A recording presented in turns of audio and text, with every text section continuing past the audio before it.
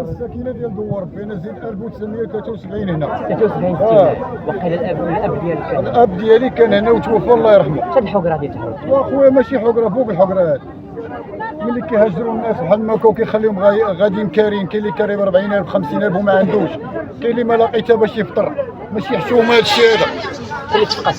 راه كاين اللي مات، راه كاين اللي مات. حنا بغينا سكن لائق بحال الناس. ما خدت 84 متر. علاش هذوك ناس وحنا حيوان؟ حنا اقدم ساكنه بدوار بيه.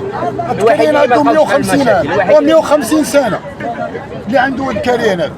الناس شخصيات مخرجين بهذا الكاريان، ضباط ديال الشرطه، معلمين، اساتذه، دراكين، محاميين مخرجين من هذا الكاريان باش غادي نولوا في الاخر الناس ويحاضروه. لا حنا باغيين حقنا بحالنا الناس.